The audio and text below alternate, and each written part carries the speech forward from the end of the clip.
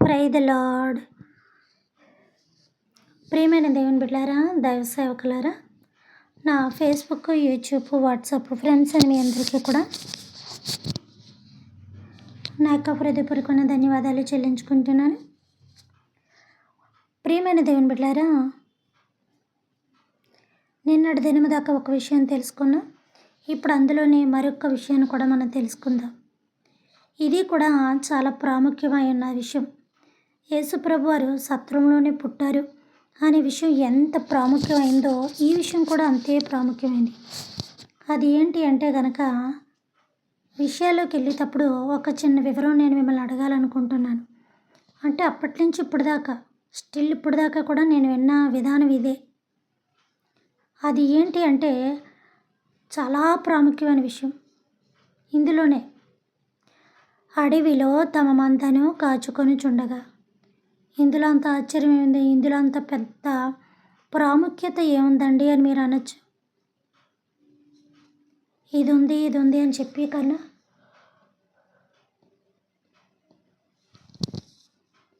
కొంచెం మనం వివరించుకుంటే మంచిదేమో అని నేను అనుకుంటున్నాను. అదేంటంటే ప్రియమైన దేవుని బిడ్డలారా, నాకు ఒక డౌటు. అడవిలో తమ మందను కాచుకొని చుండగా, ఎవరు? గొర్రెల కాపరులు అడవిలో తమ మందను కాచుకొని చుండగా దోతొచ్చి ఇలా చెప్పింది. తర్వాత వాళ్ళు వెళ్ళి చూశారు అని అంటారు. ఇంకొక విషయం, అది చలికాలము అని అంటారు. బాగుంది. నా డౌట్ ఏంటంటే చలికాలం అని బైబిల్లో ఉందా? ఎందుకో మరి నాకు అక్కడ కనపడలేదు.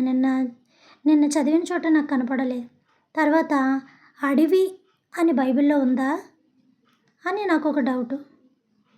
మరి నేను చదివాకైతే ఈ 2 పాయింట్లు నాకు కనపడలేదు. కానీ నా చిన్నతనం సండే స్కూల్కి వెళ్ళిన కాడి నుంచి ఇప్పటిదాకా నేను ఇదే విన్నాను. సీరియల్స్ కూడా ఇయే. గొర్రెల కాపరులు అడవిలో చిన్న చిన్న పిల్లలు వేసేస్తున్నారు కదా డ్రామాలు.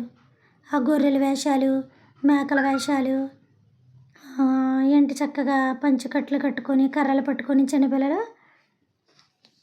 మమ్మల్ని మెసేజ్లు పిలిచినప్పుడు వాళ్ళు వేసే డ్రామా కొన్ని చూస్తాం, కొంచెం నైట్ అయినప్పటికీ కూడా. ఇందులో ఇది ప్రాముఖ్యంగా వేస్తారు. ఏంటి అంటే దాని విషయాలకు అన్నికన్నా ముందు ఇదే కదా, క్రీస్తు పుట్టుక అంటే ఈ యొక్క మరియమ్మ తల్లి, యేసు ప్రభు, గొర్రెల కాపరులు, ఈ యొక్క సన్నివేశమే కనబడతారు తప్ప ఈ పాత్రలో ఇంకొక వేరొక పాత్ర ఏది కూడా కనపడదు.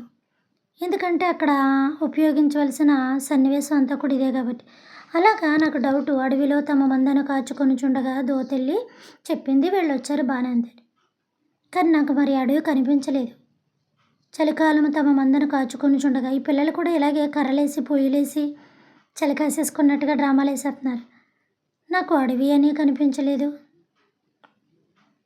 సరే మనం వాక్యం చదువుకొని అప్పుడు వాక్య విషయంలోకి వివరంలోకి కొంచెం మనం లోతుగా వెళదాం. దేవుని కృప బట్టి చూడండి ప్రియమైన దేవుని బిడ్డలారా, నేను ఎక్కడైతే చదివి ఆప్ చేస్తానో అక్కడ నుంచి నేను కంటిన్యూ చేస్తున్నాను.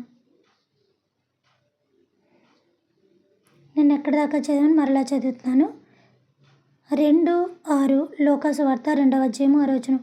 వారక్కడ ఉన్నప్పుడు ఆమె ప్రసవ దినములు నిండెను కనుక తన తొలిచూలు కుమారుని కానీ పొత్తిగుడ్డలతో చుట్టి సత్రములో, ఇదే మనకి చాలా ప్రాముఖ్యం. ఈ రెండాటి బట్టి చాలా మన చిన్నతనం నుంచి ఇప్పుడు దాకా కూడా ఇలాగే సాగుతుంది. సత్రములో వారికి స్థలము లేనందున ఆయనను పశువుల తొట్టెలో పరుండబెట్టాను. అప్పుడు శుభ్రం చేసి క్లీన్ చేసి బాబుని అందులో పడుకోబెట్టారు. ఈ బిట్ ఇక్కడ దాకా నిన్నటి పూర్తయింది. అంటే ఎక్కువ క్లారిటీగా ఇవ్వచ్చు. దీని పట్ల పదే వింటున్నారు కాబట్టి ఇయర్ని సంవత్సరం వింటున్నారు కాబట్టి ఇంకంత పర్టికులర్గా చెప్పక్కర్లేదు. కొంచెం బిందెడు పాలలో చిటికెడు పెరుగు చుక్క వేస్తే చాలు, మొత్తం బిందెడు పాలు కూడా గడ్డ కట్టేస్తాయి. మీరు విన్న దాని మీద ఈ కొంచెం చెప్తే చాలు, మొత్తం మీ హృదయంలోకి మైండ్లోకి అది అలా ఫిక్స్ అయిపోద్ది అనమాట. కాబట్టి ఇక్కడ 7వ వచనం చదువుతున్నాను చూడండి. తన తొలిచూలు కుమారుని కని పొత్తిగుడ్డలతో చుట్టి సత్రంలో వారికి స్థలము లేనందున ఆయనను పశువుల తొట్టెలో పరుండబెట్టాను. ఇక్కడ దాకా నిన్నటి విషయం అయిపోయింది. ఇప్పుడు ఏంటంటే ప్రాముఖ్యమైన విషయం, ఆ దేశంలో కొందరు గొర్రెల కాపరులు పొలములో ఉండి రాత్రివేళ తమ మందను కాచుకొని చుండగా. ఇది చాలు. ఈ ఒక్క లైన్ మీద మనం వెళ్దాం. అది చేయాలి పేరాలు పేరాలు వచ్చి ఆరాలు ఆరాలు వివరం లేని ఆరాలు ఎంత తీసుకున్నా అది కాకులు గోల్లాగా ఉంటుంది తప్ప కోతులు గోల్లాగా ఉండదు. కోతులు గోల ఏంటి అనుకుంటున్నారా? కోతికి ఎంతటి ఆహారం దొరికినా కంగారు పడదు. ఒక్కటే వెళ్తుంది, ఒక్కటే తెచ్చుకుంటుంది. అది కొబ్బరి చెప్పైనా ఇక దానికి సంబంధించిన ఆహారం పదార్థం అట్టుపండైనా లేకపోతే ఇంకొక ఫ్రూట్ ఏదైనా చక్క నిదానంగా వెళ్తుంది, నిదానంగా వస్తుంది. అది వెళ్తుంది కదా మనం గొడవ ఎందుకులని కాల కూర్చుని. ఈ కాక అలా కాదు, 2 గింజలకి కూడా 200 కాకులు కొట్టేసుకుంటూ ఉంటాయి. అందుకే అంటారు కాకి గోల అని. అసలు కోతుల సౌండ్ వినపడుతుందా? వినపడదు. చక్కగా కూర్చుంటాయి. ఒకదాని మీద ఒకటి బుర్ర పెట్టి మరి కూర్చుంటుంటాయి. మేము ఏజెన్సీలో అక్కడక్కడ మీటింగ్కి వెళ్ళినప్పుడు చూస్తూ ఉంటాను నేను దారిలో. భలే ఉంటాయి చిన్న చిన్న పిల్లలు. కాబట్టి ప్రియమైన దేవుని బిడ్డారా, ఇక్కడ ఏముంది? ఆ దేశంలో కొందరు గొర్రెల కాపరులు తమ పొలములో ఉండి రాత్రివేళ తమ మందను కాచుకొనుచుండగా. ఇక్కడ దాకా బాగుంది. నాకు ఇక్కడ పొలము అని కనబడింది కానీ అడవి అని కనపడలేదు. ఇంకొక విషయం ఏంటంటే పొలములో తమ మందను కాచుకొనుచుండగా.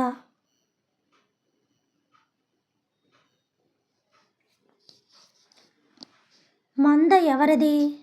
గొర్రెల కాపరులని ఉంది కదా. గొర్రెల కాపరులు ఉంటే మందలకి వాళ్ళ యజమానులు అయిపోతారా? పనోళ్ళు కూడా కాపరితనం చేస్తారు, పనోళ్ళు కూడా కాస్తారు. ఇప్పుడు కొంతమంది ఎంప్లాయీస్ కొన్ని కంపెనీల్లో కానీ కొన్ని ఇండస్ట్రీల్లో కానీ కొన్ని షాపుల్లో పనిచేస్తే మా ఓనర్ గారి పేరు అని చెప్తారా? ఎవరన్నా అడిగితే పలానా కంపెనీలో పలానా ఫ్యాక్టరీలో పలానా షాప్లోని పలానా ఇండస్ట్రీలో చేస్తున్నారు. ఆ కంపెనీ పేరు, ఆ షాపు పేరు, ఆ ఫ్యాక్టరీ పేరు అవి చెప్తారా? మా ఓనర్ గారు పెట్టారు నన్ను ఓనర్ పేరు చెప్తారా? అలాగే ఇక్కడ గొర్రెలు కాస్తున్నారు. విషయం ఏంటంటే గొర్రెలాలే కాదు, గొర్రెలు వాళ్ళే కాదు, వాళ్ళ కాపరులు మాత్రమే. అంటే పనికి పెట్టుకున్న కాపలాదారులు. ఆదికాండం మొదలుకొని చివరి ప్రకటన దాకా మనకి గొర్రెలే కనబడతాయి. ఎందుకంటే ఆ రోజుల్లో ఏదన్నా శబ్దం వస్తే వెంటనే. కాబట్టి ప్రియమైన దేవుని బిడ్డలారా, గొర్రెలే కాసేవారు. ఈ యాకోబు కానీ అబ్రహాం గారు కానీ మొత్తం ఈ జాతంతా తేలే కాసుకుంటూ వచ్చారు కదా. దావీదు గారు కానీ ఆయన ఎవరు ఏసేపు కానీ వీళ్ళందరూ గొర్రెల కాపరులే. అప్పుడున్న వ్యాపారస్తులందరూ కూడా గొర్రె బొచ్చు వ్యాపారం, గొర్రె పనులు. అప్పుడు ఆస్తులన్నీ ఇవే. గొర్రెలే ఎక్కువ ఆస్తి. గోవులు గొడ్లు ఎక్కువగా ఉన్నప్పటికీ అవి తక్కువగా కనపడుతుండవి. ఏదో పొలాలు దున్నడానికి మాత్రమే పెట్టుకునేవారు తప్ప వాటి వ్యాపారం తక్కువ, వీటి వ్యాపారమే ఎక్కువగా ఉంటూ ఉండేది. కాబట్టి మనకి చివరి ప్రకటన దాకా కూడా గొర్రెలు కనబడుతూ ఉంటాయి. తర్వాత కొంచెం డెవలప్ అయ్యాక గొర్రెల వ్యాపారం తగ్గింది తప్ప ఇప్పటికీ కూడా మన యొక్క విదేశాల్లో గొర్రెల యొక్క బిజినెస్ ఎక్కువ జరుగుతుంటుంది. ఆ గొర్రె బొచ్చు తీసి దాని నుంచి అనేకమని కూడా తయారు చేస్తూ ఉంటారు. రగ్గులు కానీ స్వెటర్స్ కానీ ఇక అనేకమైనవి. ఊలు నేతదారులు చేతదారులు అంటారు కదా. అలాగా వీళ్ళు కూడా గొర్రెల కాపరులు కాస్తున్నారు. ఏం కాస్తున్నారు? చలి కాసుకుంటున్నారా? కాదు, గొర్రెలను కాస్తున్నారు. కాయడం అంటే అటు ఇటు వెళ్ళిపోకుండా వాటికి భద్రత కల్పిస్తున్నారు. దానినే కాయడం అంటారు. పెద్దవాళ్ళు అంటారు చూడండి, పిల్లలు అటు ఇటు వెళ్ళిపోతారు కాసుకోండిరా అని. పెద్దవాళ్ళు అమ్మమ్మలు నాన్నమ్మలు చిన్నపిల్లల కోసం తల్లిదండ్రులకి కూతుర్లకి వాళ్ళకి చెప్తూ ఉంటారు. పిల్లలు అటు ఇటు వెళ్తున్నారు కాచుకోండి, ఆ గోతులు తెరికి అట్ల తెరికి వెళ్ళిపోతారు చూసుకోండి అంటారు కదా. ఆ రీతిగా గొర్రెలు వాళ్ళే కాదు. ఇంకో విషయం ఏంటంటే ఇక్కడ మనం తీసుకోవాల్సిన ముఖ్యమైన విషయం అడవి కాదు, పొలము. అదేంటో తెలుసా? పొలము. ఆ పొలము ఎక్కడి నుంచి ఎక్కడికుందో తెలుసా? ఆ పొలము ఎవరిదో తెలుసా? ఆ గొర్రెలు ఎవరియో తెలుసా?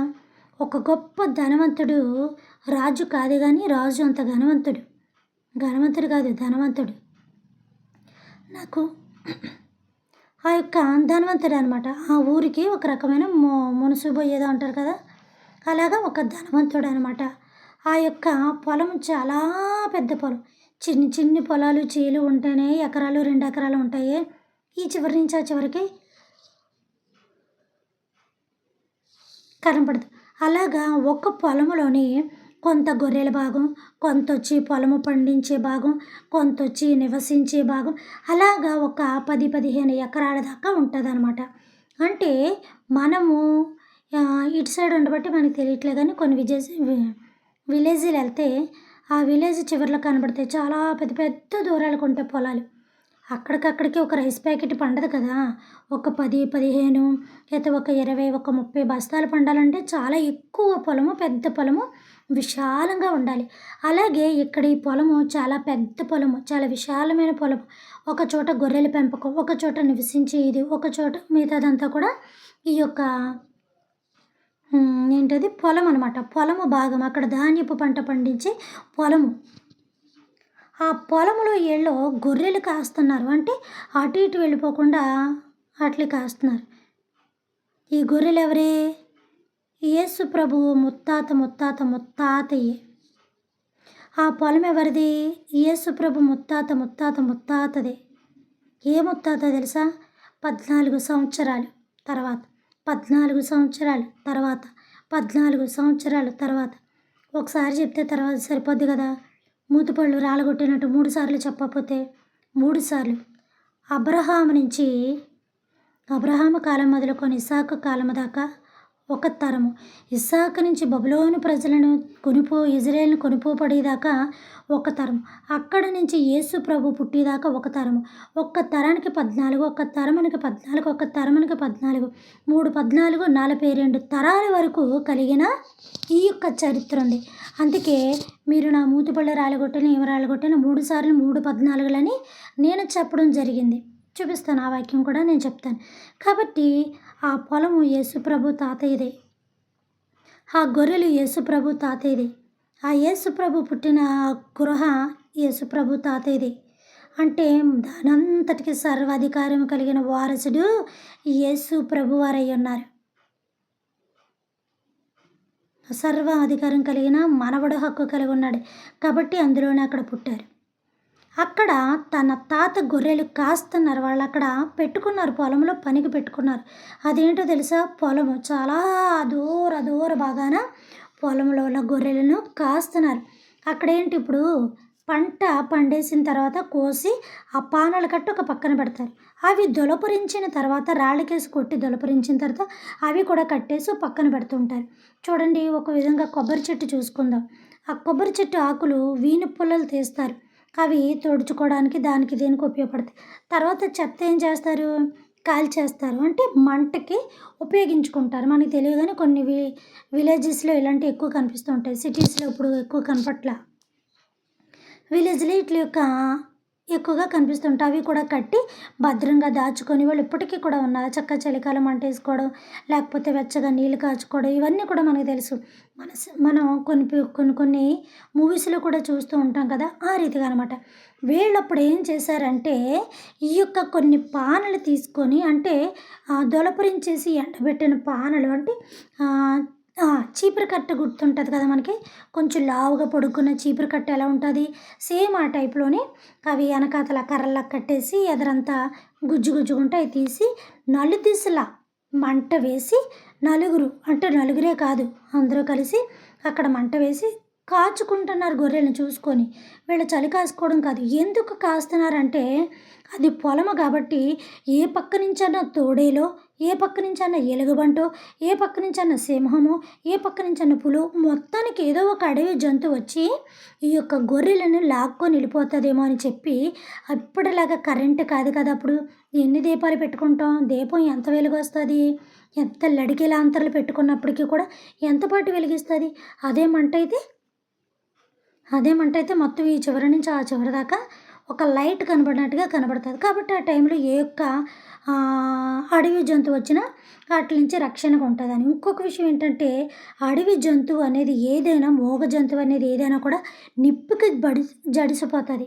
నిప్పు అంటే భయం. అట్ల ఒళ్ళు కాలిపోతుంది, అట్ల జూలు కాలిపోతుందని వాటికి భయం. ఒక విధంగా శబ్దం అన్నా కూడా అట్లకి భయమే. పొలాల్లో శబ్దాలు చేస్తూ ఉంటారు, లేకపోతే ఇలాంటి మంటలు వేస్తూ ఉంటారు. ఎందుకంటే ఆ యొక్క జంతువులు రాకుండా ఉంటాయి. కాబట్టి వీళ్ళ గొర్రెలు వచ్చి పట్టుకెళ్ళిపోతే మన యొక్క అడవి జంతువులకి అందులో సింహం అవ్వచ్చు, పులి అవ్వచ్చు, ఎలుగుబంటి అవ్వచ్చు, తోడేలు అవ్వచ్చు, నక్కలు అవ్వచ్చు, కుక్కలు అవ్వచ్చు, అందులో ఏదో ఒకటి వచ్చి గొర్రెలను పట్టుకొని పే కరుచుకొని తీసుకొని వెళ్ళిపోయి చంపేస్తాయేమో. ఈ చీకట్లో మనకి కనపడవని ఆ పానలు తీసుకొని అక్కడ ఆ మంట వేసుకొని ఆ వెలుగులో ఆ యొక్క గొర్రెల కాపరులు ఆటికి భద్రత ఇస్తూ చూసుకుంటూ కాస్తున్నారు. కొంతమంది పడుకునేలాగా చూడండి. లారీస్‌కి గానీ, లేకపోతే బస్సుకి గానీ డబుల్ డ్రైవర్స్ ఉంటారు. మనం చూస్తుంటాం కదండీ! ఒకళ్ళు నిద్ర వస్తున్నప్పుడు ఒకళ్ళు పడుకుంటారు. ఒకళ్ళు డ్రైవింగ్ చేస్తారు. తర్వాత వాళ్ళు పడుకుంటారు. తర్వాత వీళ్ళు డ్రైవింగ్ చేస్తుంటారు. అలాగా కొంతమంది పడుకున్నప్పుడు కొంతమంది కాపలా కాసి కొంత పోలీస్ శాఖలోనే, మిలిటరీలోనే ఎవరైనా అంతే కదా! నైట్ డ్యూటీలు కొంతమంది, డే డ్యూటీలు కొంతమంది అలాగా పడుకున్నప్పుడు వీళ్ళు ఈ యొక్క చలిమంట వేసి కాస్తారు. చలిమంట కాదు సుమ, మంట వేసి కాస్తున్నారు. అప్పుడు ఆ వెలుగులో ఏ తోడేలొచ్చినా, ఏ యొక్క అడవి జంతువు వచ్చినా కనపడతది. మనము కూడా వాటిని చంపేయొచ్చు. రాకుండానే కాపుదల భద్రత ఇచ్చి కాస్తున్నారు. అంటే యజమాని యొక్క గొర్రెలు భద్రంగా కాస్తున్నారనమాట. అంతే తప్ప వాళ్ళ మంటలో చలి కాసుకుంటున్నారని లేదు కదా! అక్కడ చలికాలం అని లేదు కదా! ఇప్పుడు పొలంలోని మంచి మే నెలలోని పొలంలోని ఎప్పుడు వాటర్ పెడుతూ ఉంటామండి. వాటర్ ఎప్పుడు ఉంటది పొలానికి. అప్పుడు మరి ఆ మట్టి నానిపోయి ఉంటది. అప్పుడు అది మరి మనం ఓపెన్‌గా ఉన్నప్పుడు పైనుంచి ఎంత మే నెలైనా సరే, ఎంత సమ్మర్ అయినా సరే పైనుంచి మంచు పడతా కింద పొలము తడి అది ఇది కలిపి ఊరుగా ఉన్నప్పుడు, విశాలంగా ఉన్నప్పుడు కొంచెం చలి పుట్టదా? మనం బాగా కన్ కేటిది మంచి సమ్మర్‌లో మే నెలలో కూడా మనం ఓపెన్ టెర్రస్ మీదకెళ్ళి పడుకున్నప్పుడు నైట్ 1:00, 2 అయినప్పుడు కూడా మనకి చలేసేస్తూ ఉంటది. మంచు పడిపోతూ ఉంటది. కదా! మనందరికి అలాంటి అనుభవాలు ఉన్నాయి కాబట్టి చెప్తున్నాను. అప్పుడు మనం మళ్ళీ దానికి తగ్గట్టుగా ఏదో రగ్గు కప్పుకోవడమో, లేతే మళ్ళీ మన బెడ్‌రూమ్‌లోకొచ్చి మనం పడుకోవడమో, ఆల్టర్‌నేటివ్‌గా ఇంకేదో చేసుకుంటూ ఉంటాం. అలాగా ఇక్కడ వీళ్ళు ఏం చేస్తున్నారంటే ఆట్లికి ఆ వెలుగులో భద్రత ఇస్తున్నారు. ఒకటి నిప్పంటే రాదు, మంటంటే ఏ జంతువు రాదని ఒకటి. తర్వాత ఏదొచ్చినా మనకి కనపడతదని ఒకటి. ఒకవేళ చలి చలిగా ఉంటే వాళ్ళకి కూడా వెచ్చదనంగా ఉంటదని ఒకటి. ఈ 3 ఆట్ల ప్రకారం వాళ్ళు పొలంలో ఉండి కాశారు. అది పొలము తప్ప అడవి కాదు. అందుకని వాళ్ళు ఆ మంట వేశారు తప్ప వాళ్ళు చలి కాసుకోవడానికి కాదు. అది ఎకరాలు ఎకరాలు సంబంధించి ఉన్నది. పెద్ద ఆస్తిపరుడు, పెద్ద మనసువి. ఎవరు? యేసుప్రభు తాత. ఏ తాత? 42 తరాల తర్వాత. నిన్న మొన్న తాత కాదు. పండిపోయిన ముసలి తాత అనమాట ఆయన. కాబట్టి ఇప్పుడిక్కడ నేను చెప్పింది బైబిల్‌లో ఉందా లేదా? ఒకవేళ నేను చెప్పింది నా బైబిల్‌లోనే ఉంటే మీ బైబిల్‌లో ఉండకూడదు. మీరు కూడా బైబిల్ తీసి చదవండి. లూకాసు వార్త 2వ అధ్యాయం 8వ వచనం. ఆ దేశంలో కొందరు గొర్రెల కాపరులు పొలములో తమ మందను కాచుకొనుచుండగా, పొలములో ఉండి రాత్రివేళ తమ మందను కాచుకొనుచుండగా, పగలు అటు ఇటు వెళ్ళినా కొంచెం పర్వాలేదు కానీ పగలన్నీ కనపడతాయి. కాబట్టి రాత్రి ఆ మంటలో ఆ జంతువు కనపడాలని ఒకటి మంట వేశారు. 2 ఏ జంతువు రాకుండా ఉండాలని మంట వేశారు. 3 వీళ్ళకి కూడా వెలుగు ఉంటుంది. ప్రతిదాన్ని మనం కాసుకోవచ్చు. మనకి కూడా కొంచెం వెచ్చగా ఉంటుందని కూడా వేశారు. అంతే తప్ప అది చలికాలమని అక్కడ మంట వేశారని అది అడవని కానీ మంట వేశారు గొర్రెలు కనిపించడానికి. ఆ దేశము ఈ దేశము కాదు, అన్ని దేశాల్లో కూడా గొర్రెల వ్యాపారాలే. ఆ దేశంలో ఏ ఊరుంది? బెత్లెహేములో ఉన్నారు వీళ్ళు. ఆ బెత్లెహేములోన దావీదుపురంలో ఉన్నారు. దావీదుపురంలోని సత్రం ఉంది. ఆ సత్రము మొదలుకొని ఆ చివరి దాకా ఎకరాలు ఎకరాలు, సగం సత్రము, సగము పొలము, సగము గొర్రెలు కాసుకొని మంద. ఇక ఉదయం లేస్తే ఒక 100, 200 మంది పని చేసే అంత పెద్ద పొలం అది. చాలా పెద్ద పొలం. ఒక 50 మందికి, 100, 200 మందికి పని ఇవ్వగలిగినంత పనోడు పని పెట్టుకొని, పనోడు ఇంకొక పనోడిని పెట్టుకొని, యజమాని ఇంకొక పెద్ద పనోడిని పెట్టుకొని, ఆ పెద్ద పనోడి దగ్గర ఒక 100 మంది పైనే పనోళ్ళు పెట్టుకున్నాడంటే అది ఎంత పెద్ద పొలమో ఒకసారి మీరు అర్థం చేసుకోండి. ఆల్రెడీ మీ మైండ్‌లోకి వచ్చేసిందని నాకు తెలుసు. కొంత అర్థం అయ్యి, కొంత అర్థం కాక ఉన్నది. దైవజనులకైతే క్లియర్‌గా అర్థమైపోద్ది. అయినా మీరు దైవజనులు చెప్పేశారు కాబట్టి మీకు అర్థమైపోయే ఉంటుంది ఈ పాటికి. కాబట్టి ప్రియమైన దేవుని బిడ్డలారా, అది అడవి కాదు, అది చలికాలము కాదు, అది పొలము. వాళ్ళేసిన మంట చలి కాసుకోవడానికి కాదు, గొర్రెలను కాయడానికి. ఆ గొర్రెల కాపరులు వాళ్ళ సొంతే కాదు, ఒక యజమాని పెట్టుకున్నాడు. ఆ యజమాని ఎవరు? ఆ పొలం ఎవరిది? సత్రం ఎవరిది? ఇవన్నీ కూడా రేపు దినాన మనం ఇంకా కొద్ది కొద్దిగా ఇవన్నీ కూడా క్లారిటీగా తెలుసుకుందాం.